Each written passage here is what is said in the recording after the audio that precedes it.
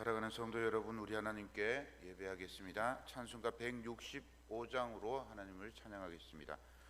165장입니다.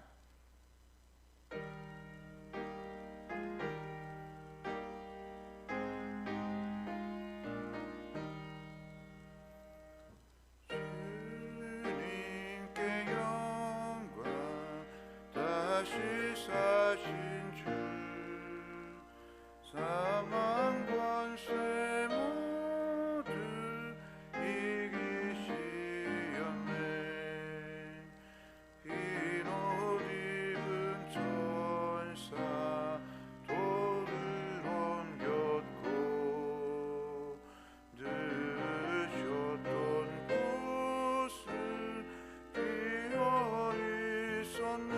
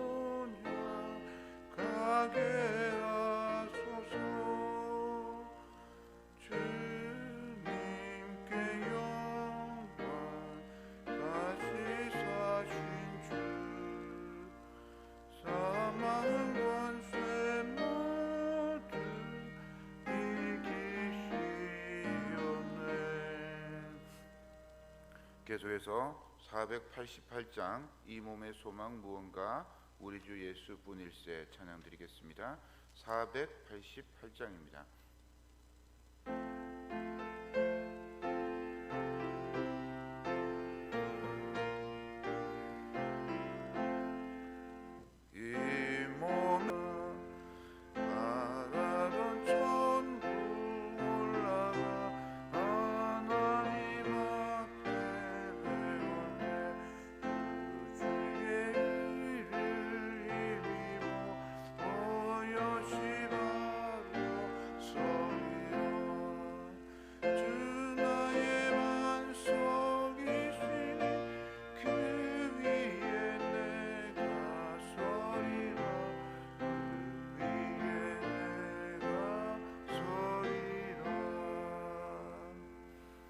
아멘.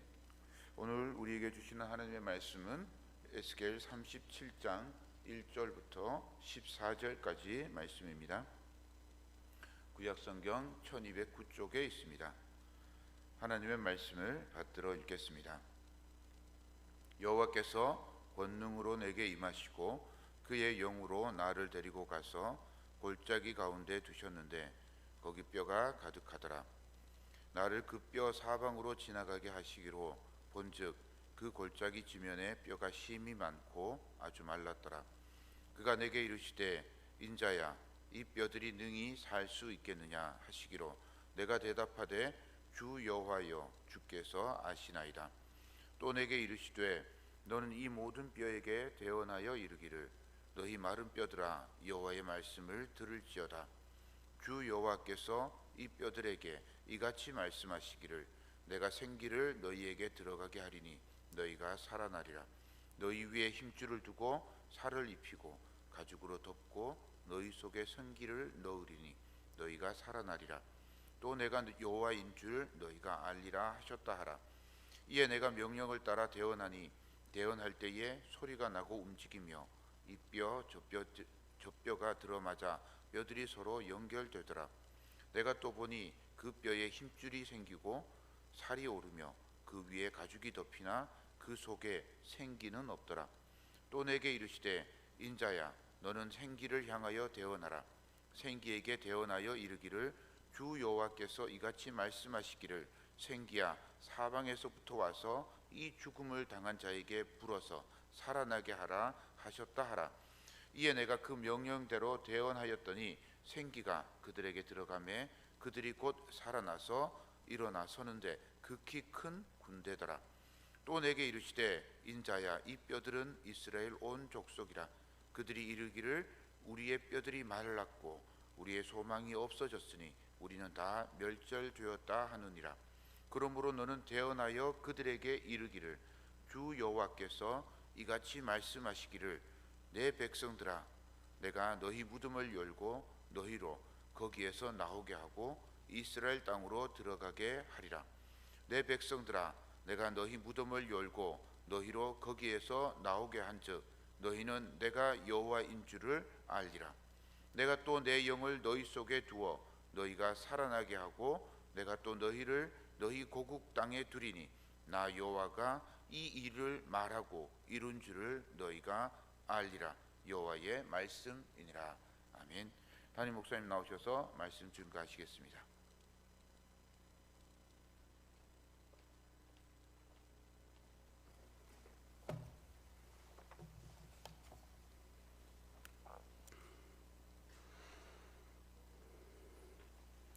오늘 이 아침에도 하나님께서 우리를 깨워주셔서 주의 말씀 앞에 부복하게 하시고 엎드리게 하셨어요.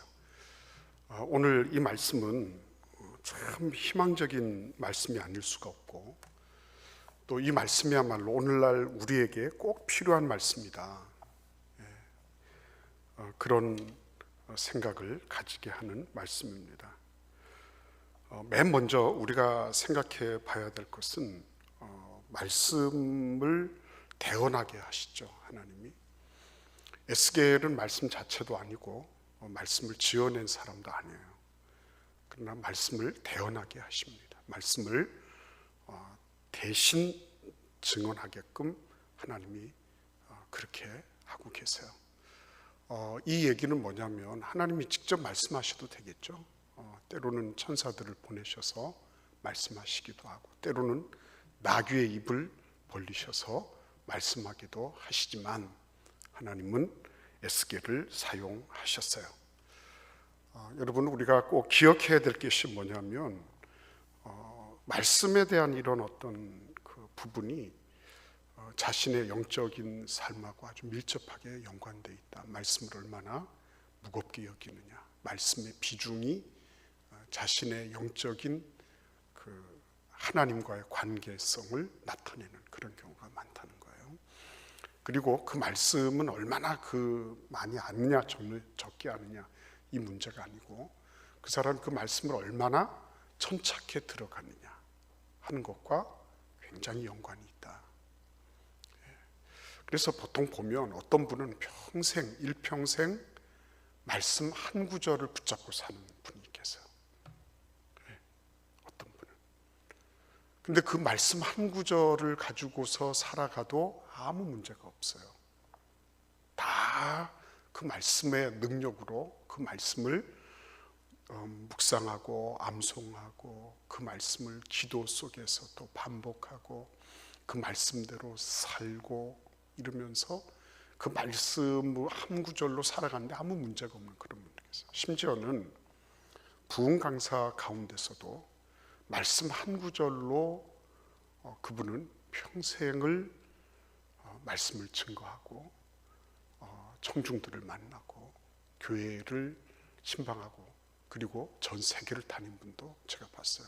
미국의 한 목사님인데 그 목사님은 그리스도 예수가 영혼의 닷 같아서 하는 그 말씀 한 구절을 가지고 전 세계를 다니시더라고요. 그분은 배에 대해서 말씀하시고 닷에 대해서 말씀하시고 다 그렇게 하지만 예수 그리스도가 우리의 영혼의 닷이다. 그 주제는 그거 하나예요. 근데 그 말씀으로 전 세계를 다니시더라고요. 그러니까 말씀을 많이 아는 것도 중요하고 넓게 아는 것도 중요해요. 그러나 더 중요한 것은 깊이 아는 거예요. 깊이 아는 거. 그 말씀이 내 안에 삼투되어 들어와서 나의 모든 삶을 다 사로잡고 내 모든 행위와 생각과 의사결정의 중심에 와 계시도록 하는 거. 이거는 정말 중요한 거예요. 제가 우리 외할머니 말씀도 드렸는데요. 우리 외할머니는 평생에 마태복음 7장 7절 이하의 말씀으로 그 주제를 삼으신 분이에요. 그래서 평생 제가 어렸을 때부터 커서 대학을 다니고 그럴 때까지 평생에 우리 외할머니는 구하라 그리하면 너에게 주실 것이요, 찾으라 그러면 찾을 것이요, 문을 두드리라 그러면 너에게 열릴 것이다. 그 한 말씀 가지고 평생을 관통해서 사셨어요. 아무 부족함이 없었습니다. 그러니까 내가 교회에 나온 지가 얼마나 오래되느냐, 얼마나 일천하냐 이런 게 중요한 게 아니라 말씀을 얼마나 굳게 그리고 깊이 붙잡느냐, 이것이 얼마나 중요한지 모르는 거다. 저는 주변에서 그런 예들을 보면서 여기까지 왔어요. 근데 오늘 이 말씀 속에서 말씀이 그러니까 결국은 이 에스겔을 그 마른 뼈가 뒹굴고 있는 골짜기로 이끌어서 그곳에서 하나님이 말씀을 대언하게 하십니다. 그런데 우리는 그러잖아요. 저도 그렇거든요. 주로 이제 환경과 연관된 부분이 많아요. 환경과 이거는 말씀이 통하겠구나, 안 되겠구나, 그런 어떤 선입감을 가지는 경우들이 왕왕 있어요. 그래서 청중들이 이렇게 잘 준비가 돼 있다 그러면은 마음이 열리기도 하고, 또 청중들이 좀 준비가 안 돼 있다 그러면은 좀 마음이 좀 언짢기도 하고, 제가 그랬어요. 그리고 지금도 그러한 여파에서 완전히 자유로운 건 아니에요. 이전보다는 자유로워졌지만. 근데 오늘 여기 에스겔이 그 청중으로 삼은 대상들은 너무나도 놀랍게 마른 뼈들이었습니다. 뒹굴고 있는 마른 뼈. 이 마른 뼈가 말랐다고 하는 건 뭐죠? 그만큼 오래된 거거든요. 그래서 이제 이거는 이제 말 그대로 백골화가 진행이 되고 있는 그런 뼈들이에요. 오래돼 가지고서 뼈가 말라버렸다. 그래서 이제는 백골이 진토되어 그러잖아요. 뼈가 허옇게 돼가지고 이제는 이제 조그마한 그런 어떤 바람이나 이런 비나 이런 것들을 맞을 때 풍화작용이 이제 시작이 돼서 흙으로 돌아가기 직전의 모습이 바로 이 마른 뼈들이라는 거예요. 근데 그런 대상들을 향해서 하나님이 대언하게 하시는 거예요. 이게 무슨 뜻입니까? 마른 뼈는 결국은 이스라엘 족속이다 그랬어요. 11절을 보십시오. 또 내게 이르시되 인자야 이 뼈들은 이스라엘 온 족속이다. 그들의 상황과 그들의 형편을 말씀하고 있는 거죠. 그래서 그들이 이르기를 우리의 뼈들이 말랐다, 우리의 소망이 없어졌다, 우리는 다 멸절되었다, 이제 끝났다. 그렇죠? 끝난 지가 오래됐죠. 그렇죠? 뼈가 뭐 죽은 것만 해도 끝난 건데 이제 뭐 이렇게 살은 다 이제 벌레들한테 먹혔고, 뼈도 이제는 그 어떤 남아있는 수분이 다 증발이 되고 말라버렸으니까 남아있는 거는 으스러져서 세월 속에서 조금씩 풍화되어서 흙으로 돌아가는 것밖에 남지 않았어요.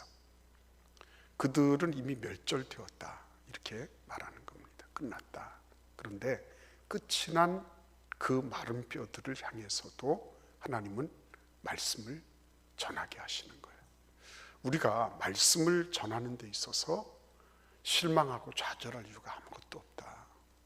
하나님께서 저에게도 그들이 어떤 상태인지, 마음이 굳었든지 아니면은 부드럽든지 태도가 어떻든지 관계없이 말씀이 증언되는 것이 중요하다, 이렇게 말씀하고 계세요.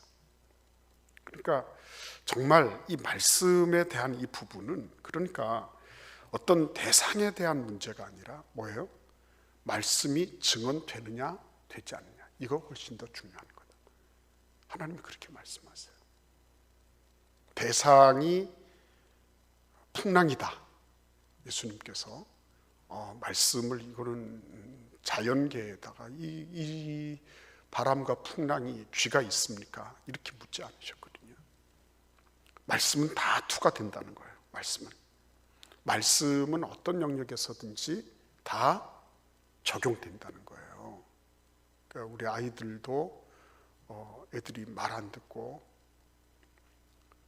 그리고 여러 가지로 말씀에 대해서 거부 반응을 나타내고 이럴 때가 있잖아요. 그런데 그럴 때도 정말 그들을 살리는 것은 말씀밖에 없다라고 하는 것을 하나님이 오늘 우리에게 보여주시는 거예요. 그러니까 모든 것이 다 멸절되었고 끝났다. 이제는 게임 아웃이다. 이제 더 이상 뭐 어떤 그 가능성이나 아니면 시합을 해서 자웅을 겨룰 수 있는 그런 판 자체가 없어졌는데 하나님은 그럼에도 불구하고 말씀을 전하게 하시는 거예요. 이것처럼 숭고하고 이처럼 희망적인 사건이 어디 있겠습니까? 인간적으로 볼 때 다 끝났다 할지라도 말씀은 여전히 역사하고 계시고 운동하고 계시고 말씀은 여전히 효과적으로 적용될 수 있다라고 하는 것을 하나님은 우리에게 보여주기를 원하고 계신 거예요. 감사하죠, 여러분. 끝난 게 끝난 것이 아니라 그러니까. 다른 말로 말씀드리면 하나님의 말씀이 증거될 수 있으면 아직 희망이 있다. 말씀이 증거될 수 있으면 아직 희망이 있다. 오늘 에스겔 37장의 말씀이죠. 말씀이 증언될 수 있으면 그 사람이 아무리 어떤 상황 속에 있어도, 내 형편이 아무리 마른 뼈다구 같이 골짜기에서 뒹구는 것처럼 보이는 한이 있더라도 말씀이 살아있으면, 말씀이 증언되고 있으면, 말씀이 있으면 아직 희망이 있다. 아직 끝난 것이 아니다. 그렇죠? 자, 근데 여러분 여기 보시면 하나님께서 이렇게 물으시잖아요. 인자야, 이 뼈들이 능히 살 수 있겠냐? 이렇게 물으십니다. 에스겔이 뭐라고 얘기합니까? 주여, 주께서 하십니다. 이 말은 뭐예요? 나는 모르겠습니다.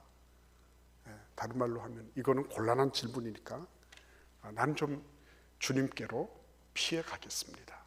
이런 얘기예요. 그렇죠? 즉답을 피하는 것은 확신이 없기 때문에. 확신이 없어요. 이 뼈들이 살겠냐?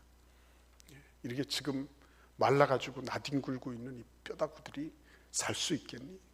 그러니까 하나님께서 질문하시니까 못합니다 소리도 못하고, 이 뼈들의 상태를 보니 이거는 살겠다 소리도 못하겠고, 그러니까 주여, 주님이 하십니다.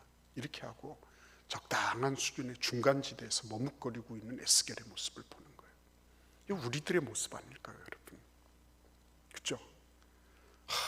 이 상태를 보니 하나님의 말씀은 전능하시다 그러고, 지금 현재의 상태를 보니 이거는 살았는지 죽었는지 뭐 어떻게 뭘 얘기도 못하겠고 끝난 것처럼 보이는데 거기다 대고 살겠느냐 말씀하시니까 살겠습니다 소리도 못하겠고, 아닙니다 이건 이미 죽었으니까 끝났습니다 소리도 못하겠고, 이런 모습이 에스겔의 모습인 것과 마찬가지로 우리들의 모습도 이런 모습이 아닐까, 대부분의 경우에.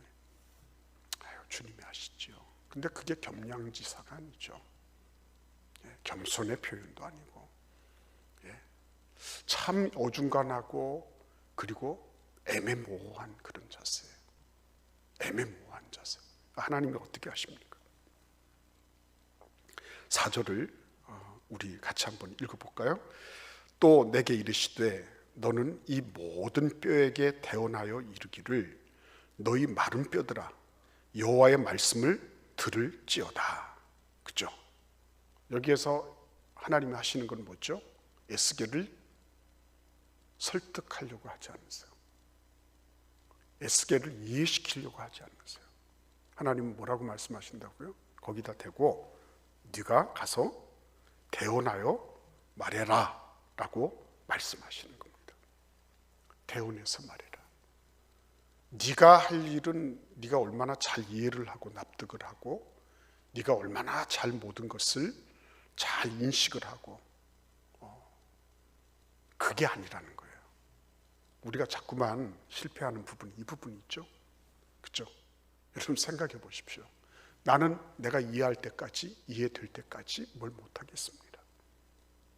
보통 그게 어떻게 보면 정상적으로 살아가는 사람들의 모습일 수 있어요.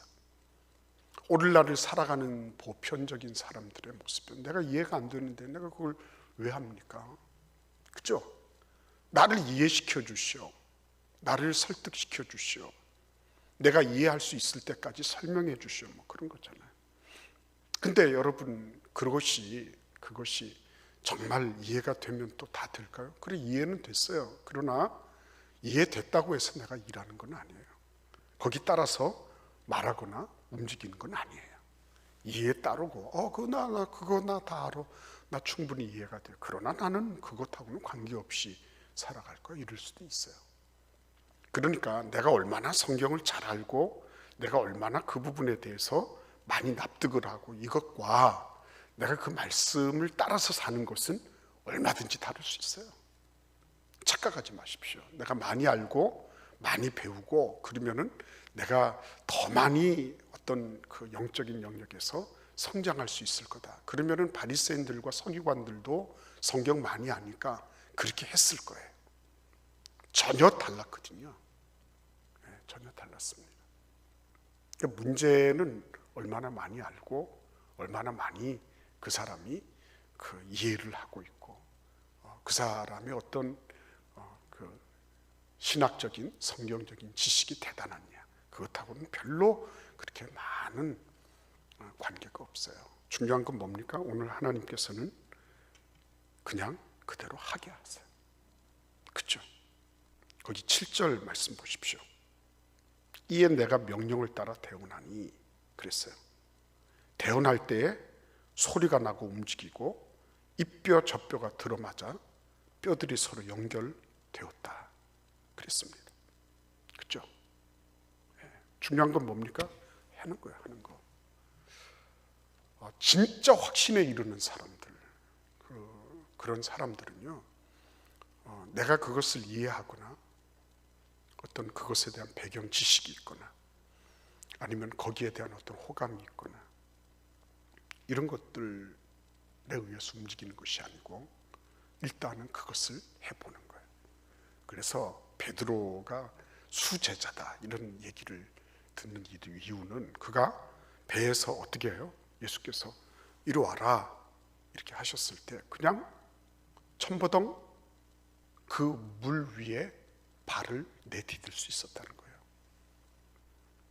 이게 모든 이해, 내가 가지고 있는 모든 인식, 내가 모든 가지고 있는 어떤 무엇들보다도 훨씬 더 말씀을 향하여 나아갈 수 있는 말씀을 경험할 수 있는 길이에요. 다른 거 없습니다. 해보지 않으면 하나님의 말씀의 원칙을 따라 해보지 않으면 안 돼요. 근데 해봤는데 어떻게 됐죠? 그 7절, 그 8절을 보십시오. 8절 같이 한번 읽어보겠습니다. 내가 또 보니 그 뼈에 힘줄이 생기고 살이 오르며 그 위에 가죽이 덮이나 그 속에 생기는 없더라. 그렇죠?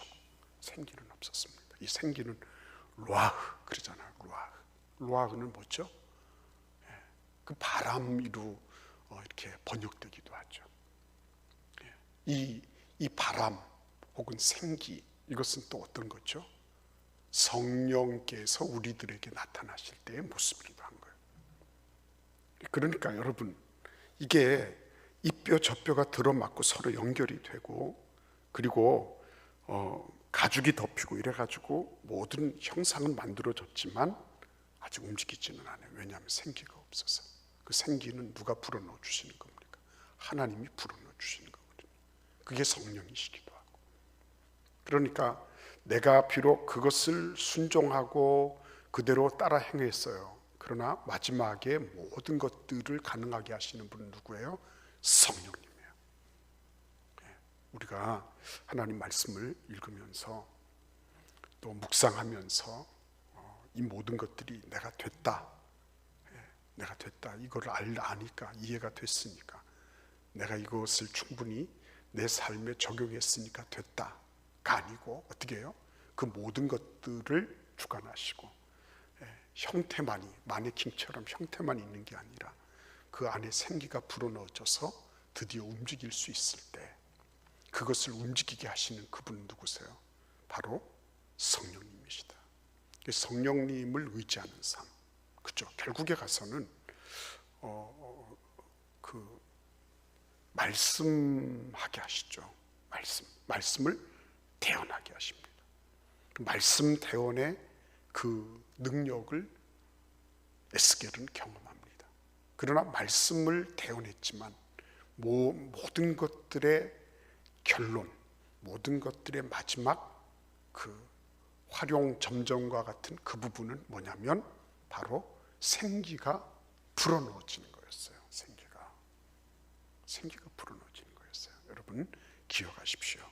생기가 불어넣어지는 것이다. 성령께서 그 말씀 속에 효과적으로 적용되게 하시는 거다. 성령께서 그 말씀 위에 임하셔서 말씀의 그죠? 활동력과 운동력과 모든 것들을, 그죠? 그 말씀의 그 모든 형태 안에 성령께서 그 안에 불어 넣어지셔서 성령이 그 모든 것들을 작동하게끔 만드시는 거다. 저도 제가 순복음 배경이 있어요.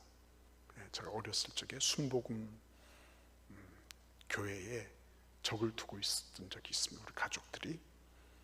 그래서 그 성령의 역사에 대해서 옆에서 이렇게 직접 보고 그런 것들에 대해서 체험하고 이런 부분들이 있었어요. 이건 모든 것을 다 초월하는 겁니다. 성령의 역사는. 성령의 역사는 단순하게 방언하거나 뭐 입신을 해서 뭐 천국을 갔다 오거나 그 주변에 그런 분들 많이 계셨거든요. 그런 정도가 아니었어요.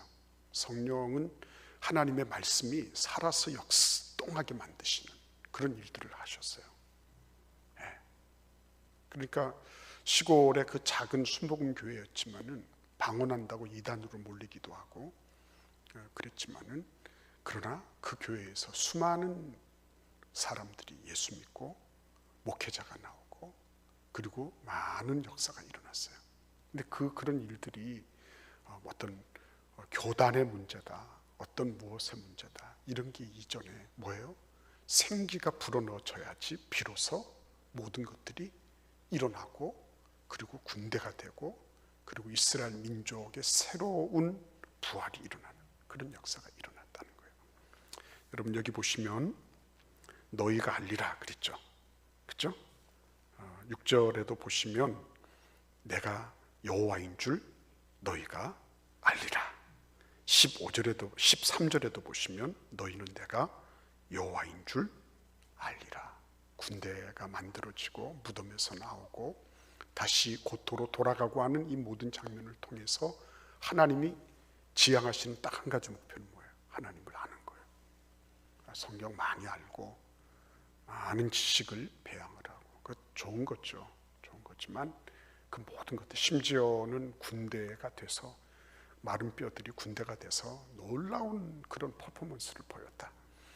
그럼에도 불구하고 그 모든 것들의 마지막 목표, 성령께서 내 그 딱딱하게 굳어있는 그 심령 속에 불어닥치셔서 말랑말랑하게 해주시고 열려지게 하시고 그리고 이것들이 전부 연결되어서 막 움직이게 하시는 그런 모든 것들의 목표는 뭐예요?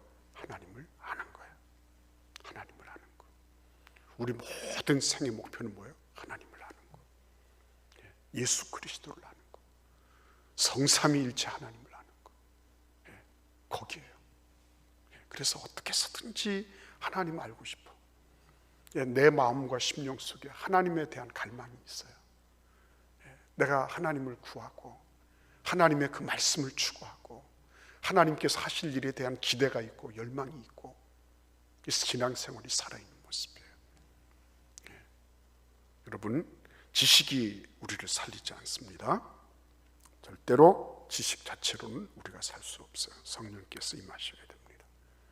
성령님을 기대하십시오. 성령님을 초대하시고 나 예수 믿어서 성령님 이미 와 계세요. 맞아요. 그 말씀 맞지만 그 성령께서 내 마음 보좌 중심에 와 계셔서 나를 온전히 점유하시도록, 그죠? 완전히 성령의 사람이 되도록 하는 거. 이것처럼 위대한 일은 없는 거예요. 그래서 오늘 이 말씀 속에서 우리가 성령의 도우심, 거기도 그랬잖아요. 1절에 보시면 그의 영으로 나를 데리고 가셨다. 그의 영으로. 성령께서 나를 데리고 마른 골짜기로 가셨다. 뼈들이 뒹굴고 있는 그 마른 뼈 골짜기로 가셨다. 그곳에서 하나님의 말씀을 대언했다. 그리고 그 모든 마지막도 생기를 불어넣으시고 생기 그 자체가 되시는 성령께서 그 모든 것들을 다 마감하셨다. 그렇죠? 오늘도 우리의 삶 속에 성령님 내 마음 속에 오셔서 나를 주장해 주세요. 성령님, 나에게 계신 그 성령님이 내 중심 보좌에서 나를 가르치시고 이끌어 주세요. 그렇죠? 우리가 때때로 하나님의 말씀이 팍팍 생각날 때가 있잖아요. 그죠?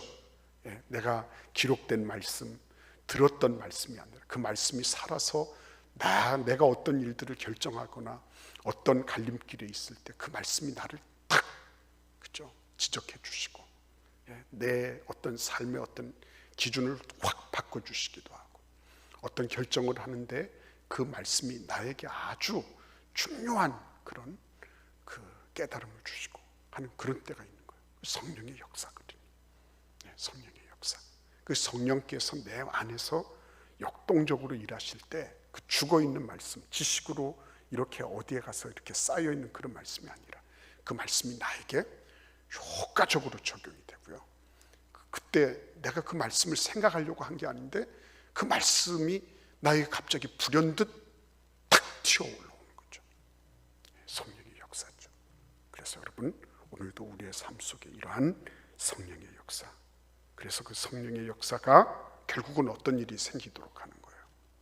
하나님을 알아가도록, 하나님 앞에 엎드리도록, 그 하나님의 그 능력의 역사를 보고 우리 민족의 앞날을, 그죠? 이 마른 뼈같이 형편없이 퇴락해버린 이 민족의 앞날을 에스겔은 보면서 이겁니다. 그죠? 정말 아멘 할렐루야 했을 거예요. 우리의 삶 속에서도 하나님은 우리가 말씀을 아는 것에서 우리가 순종하고 그 말씀을 경험하는 자리로 이끌어 주십니다. 그래서 그 경험의 자리에서 우리가 간절히 간구해야 될 것은 단순하게 내가 순종했다가 아니라 성령께서 임하셔서 성령의 역사를 이루시도록, 그죠? 그래서 최종 궁극적인 목적은 하나님을 아는 것이다. 오늘 이 새벽 예배 속에서 하나님을 아는 그런 놀라운 은혜가 우리의 삶 속에 있고, 우리가 또 우리의 교회 기도 제목을 가지고 이 코로나 사태 이후에는 우리가 정말 일신해서 하나님의 나라를 구하고 주의 몸된 교회가 다시 일어서는 그런 은혜가 있도록 여러분 기도해 주시기를 바랍니다. 기도하겠습니다. 고마우신 주님 감사합니다. 오늘도 주님 앞에 저희들이 나왔습니다. 각 가정에서, 삶의 현장에서, 병원에서 이 영상을 틀어놓고 예배하는 사랑하시는 주의 백성들을 일일이 기억하시고 하나님께서 말씀으로 말씀이 증거되고 말씀이 선포되고 말씀의 은혜가 있는 그런 현장, 그래서 그곳에서 모든 마른 뼈와 같은 상황들이 다 새롭게 바뀌어지고 하나님의 능력으로 이들이 큰 군대를 이루는 놀라운 성령의 역사를 보게 해 주옵소서. 주께서 이끌어 주실 것을 믿습니다. 능력으로 각 가정마다 살려주시고 하나님의 말씀이 대언됨으로 죽었던 영혼들이 다시 소생하고 말랐던 뼈들이 군대를 이루는 그런 귀하고 복된 역사가 우리 대전 제일교회에 진동하게 하시고 하나님 은혜 가운데 대전의 대한민국의 교회에 진동하고 역사하는 일들이 심차게 일어나게 하여 주옵소서. 주님께 온전히 의탁하오며 지금은 우리 주 예수 그리스도의 은혜와 아버지의 극진하신 사랑과 성령의 교통 교제하심이 주님 앞에 나온 사랑하시는 주의 백성들 머리머리 위에 지금부터 영원토록 함께 하시기를 간절히 축원하옵나이다. 아멘. 주여 삼창하시면서 기도하시겠습니다. 주여, 주여.